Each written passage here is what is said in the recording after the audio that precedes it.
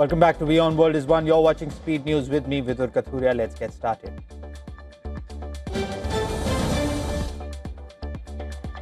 A senior Russian military chief handed to a US military official what he said was a part of a Ukrainian drone containing data he said proved that Ukrainian military this week had targeted a Russian presidential residence.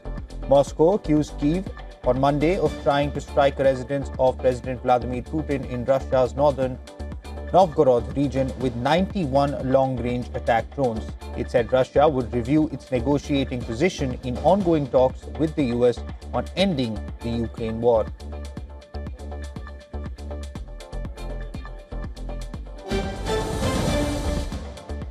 Russia has accused Ukraine of carrying out a drone strike on a hotel in the southern Kherson region, killing at least 24 people celebrating the New Year.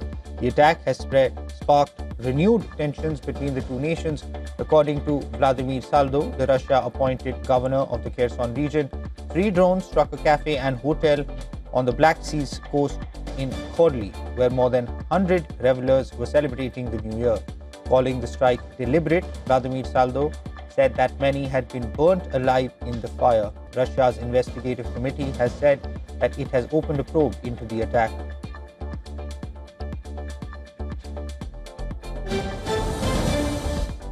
Russia has reportedly asked the US to stop its pursuit of an oil tanker that was heading to Venezuela and is now fleeing the US Coast Guard in the Atlantic Ocean. New York Times report cited 2 people with the knowledge of the matter. The US forces have been pursuing the tanker, which maritime groups have identified as the Bella 1, for almost 2 weeks.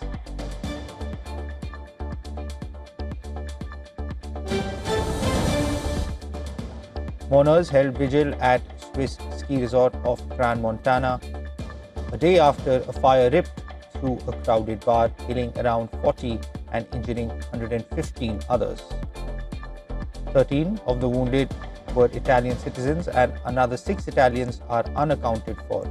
The police said it is too early to determine the cause of the fire. Experts have not yet been able to go inside the wreckage.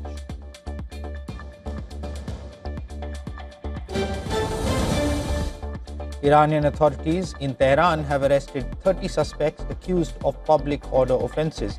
Widening demonstrations sparked by Iran's ailing economy spread into the country's rural provinces on Thursday.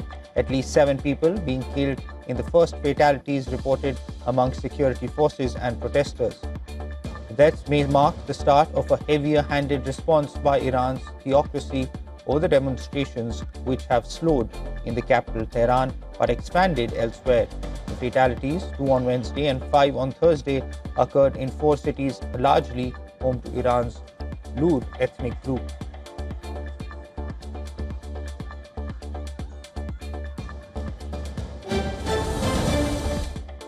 Iran held a large rally in Tehran to mark 6 years since the killing of top military commander Qasem Soleimani, with President Masoud Pezeshkian in attendance. Soleimani was assassinated in a US missile strike in Iraq in January 2020. Soleimani was a central figure in expanding Iran's influence across West Asia through allied militias and groups, becoming a powerful symbol inside Iran and among anti-US factions in the region. Flights at Yemen's Aden International Airport were halted on Thursday, the latest sign of a deepening crisis between Saudi Arabia and the UAE, whose rivalry is reshaping war-torn Yemen. While Saudi Arabia has denied involvement in flight restrictions, passengers face uncertainty amid Aden Airport shutdown.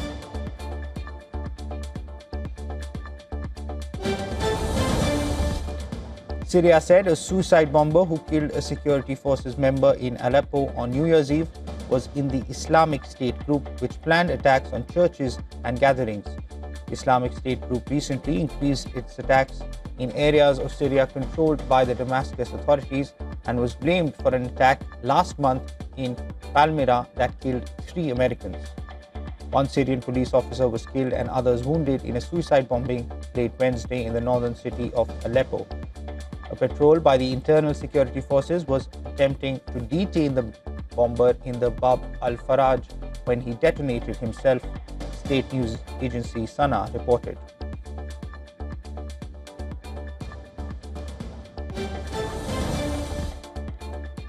A commission appointed by Nepal's interim government will summon ousted Prime Minister KP Sharma Oli on Friday. This to probe alleged excessive use of force during the September 8 to 9th Gen Z movement. At least 19 youths who were demonstrating against the Oli government in Kathmandu were killed in police firing on September 8, with the total death toll from the 2 days of unrest reaching 77 people nationwide. Human Rights Watch and other bodies have alleged that security forces used disproportionate and unlawful force, including firing live ammunition indiscriminately at protesters. The agitation had led to the ouster of Oli's coalition government.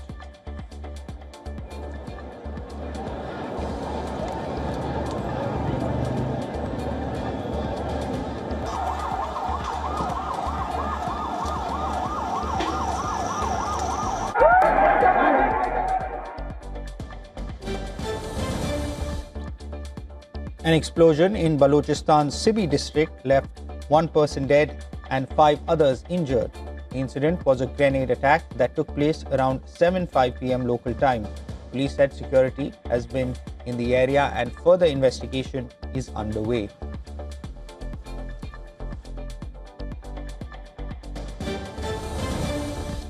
The US State Department said Chinese war games around Taiwan unnecessarily spiked tensions in the region, calling on Beijing to cease its military pressure. US State Department's statement urged China to exercise restraint, cease its military pressure against Taiwan, and engage in meaningful dialogue. Beijing launched missiles and deployed dozens of fighter jets, Navy ships, and Coast Guard vessels this week to encircle Taiwan's main island in exercises condemned by Taipei as highly provocative.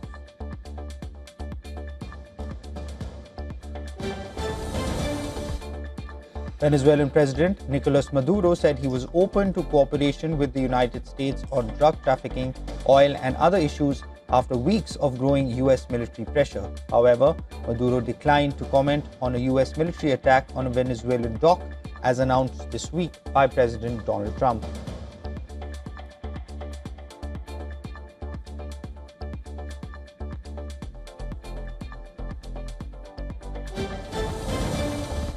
New York City's Mayor Zohran Mamdani announced 3 executive orders aimed at improving housing affordability and tenant protections.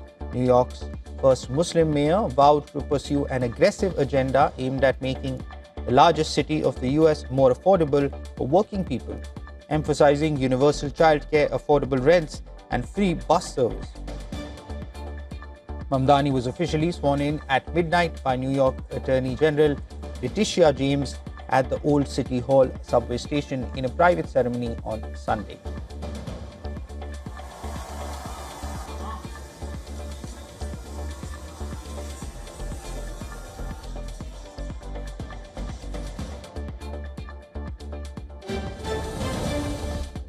Former Brazilian President Jair Bolsonaro was discharged from hospital and taken to prison on Thursday after undergoing medical procedures.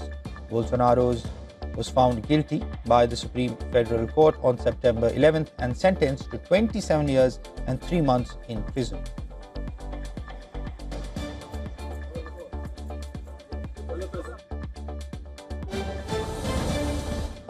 The Romeo Force of the Indian Army busted a terrorist hideout in the Garang forest of Loran, located at a high altitude in Poonch district.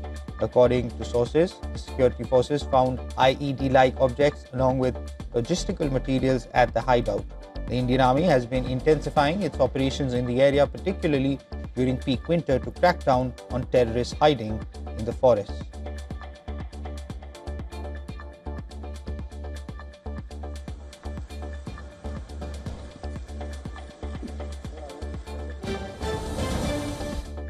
In a significant revelation, the Special Investigation Team probing the alleged Sabarimala gold theft scandal has reported to the court that gold is missing from more temple artifacts.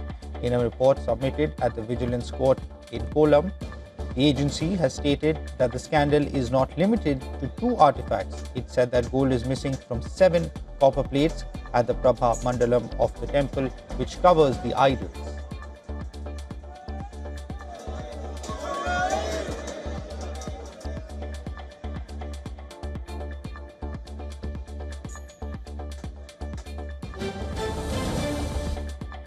The National Human Rights Commission has taken cognizance of Indore's contaminated water issue, which led to several deaths in Bhagirathpura area. The human rights body has issued a notice to the Madhya Pradesh government calling for a detailed report on the matter within 2 weeks.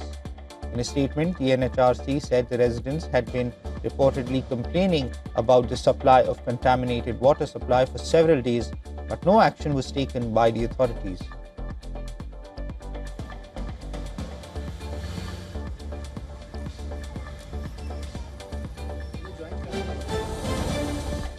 In Senegal, residents and visitors celebrated the New Year with traditional dances, music and fireworks with a festival in the village of Abene. Found in 1994, the Abene festival is one of the oldest cultural festivals in Senegal, with celebrations taking place from December 26th to January 2nd.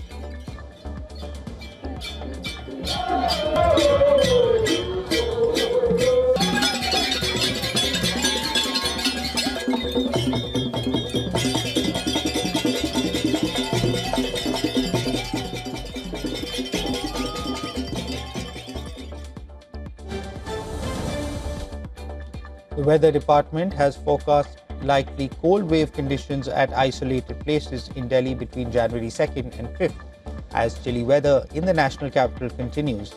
Apart from New Delhi, the cold wave prediction has also been issued for Rajasthan, Punjab and Haryana till January 5th. The cold wave is declared when the minimum temperature drops to 4.5 to 6.5 degrees Celsius below the normal average temperature.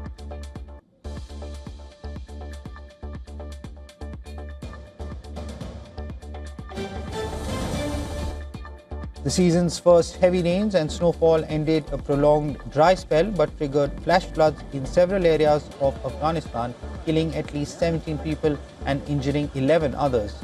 The severe weather also disrupted daily life across central, northern, southern and western regions.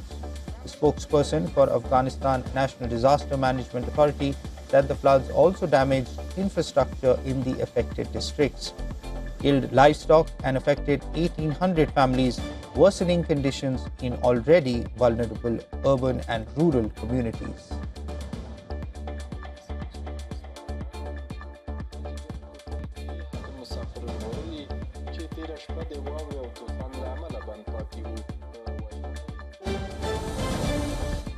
A storm drenched Southern California on January 1st, triggering flood warnings for millions and leaving more than 3,000 Los Angeles people without power. Aerial footage that surfaced showed the damage left behind torrential rainfall that sparked mudslides and flooding.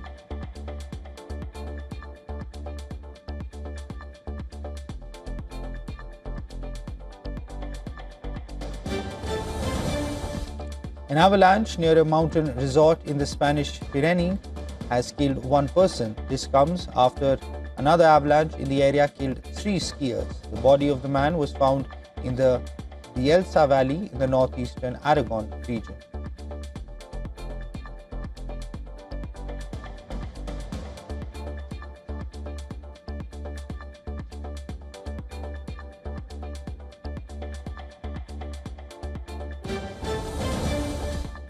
Residents in Boston braved frigid temperatures to take part in the L Street Brownies annual New Year's Day polar plunge into Boston Harbor. Dozens in costumes and swimsuits dived into a 40-degree water, continuing a tradition that dates back more than 100 years.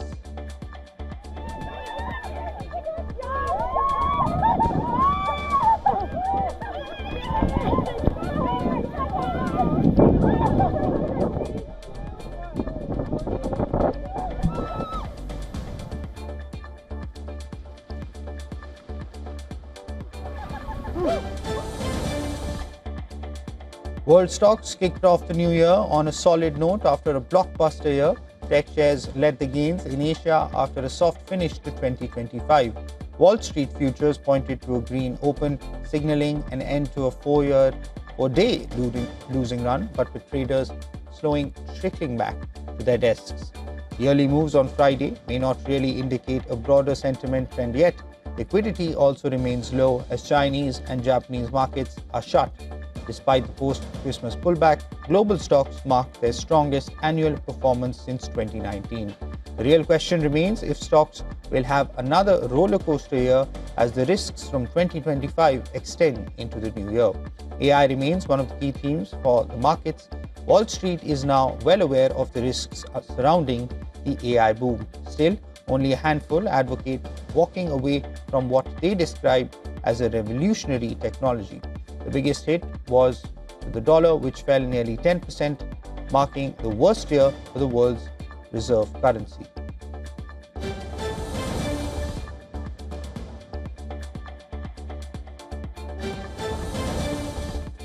Oil prices opened 2026 on a firm note after ending last year with their steepest annual losses since 2020. Brent crude edged up just under $61 a barrel. The modest rebound comes as geopolitical risks return to focus. Ukrainian drones targeted Russian oil facilities on New Year's Day as Kyiv steps up attacks on energy infrastructure to squeeze Moscow's war finances.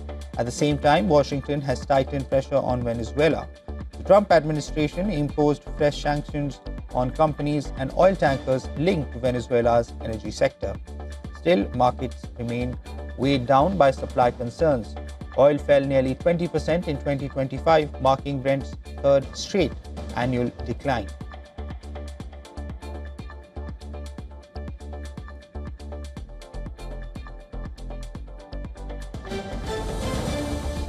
South Korea's factory sector returned to growth in December, snapping 2 months of contraction as export demand picked up pace.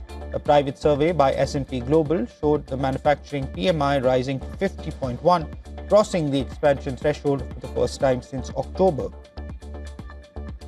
The rebound was led by stronger external demand. Export orders improved while overall new orders rose for the first time in 3 months, marking their strongest gain since November 2024. While factory output remained in contraction for a third straight month, the pace of decline eased noticeably. Inflation pressures, however, are building. Input costs jumped to the highest level since mid-2022 due to currency weakness, pushing output prices to a 9-month high.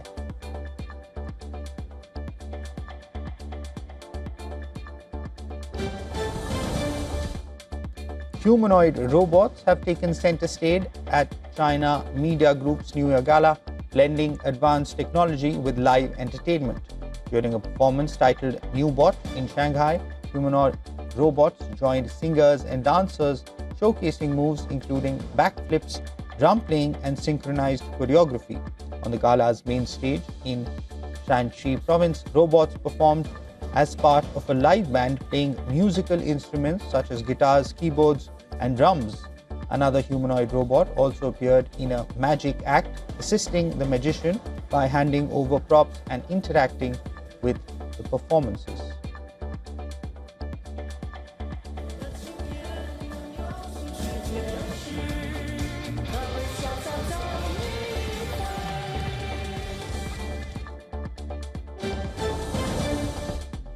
NASA is set to make a historic return to deep space in 2026, with the Artemis program marking the first crewed lunar mission since the Apollo era.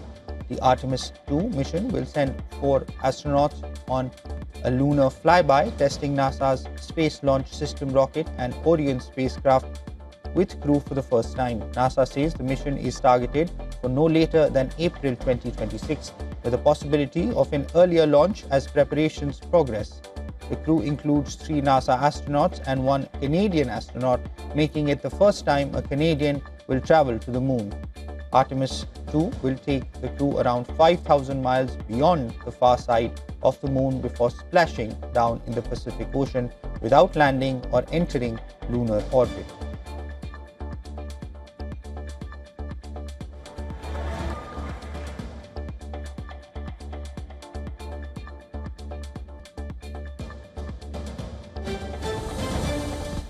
Elon Musk-owned XAI has launched 2 new subscription tiers, Grok Business and Grok Enterprise, targeting workplace use of its AI models. The company says the new plans offer access to its most advanced Grok AI models with higher rate limits through a single platform.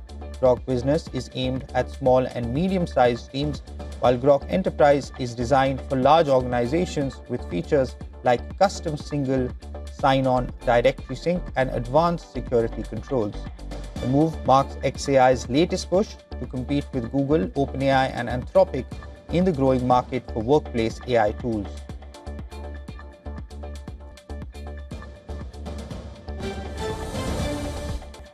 Australian cricketer Usman Khawaja has announced his retirement from international cricket. The 39-year-old said the 5th Ashes Test in Sydney will be his last and called out racism he experienced throughout his career.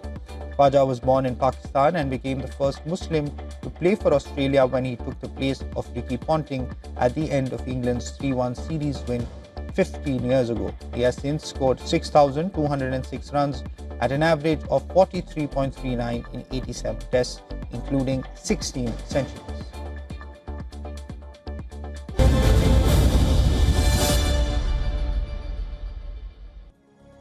That's it on this edition of Speed News. News and updates will continue on the other side of the short break. Keep watching WION.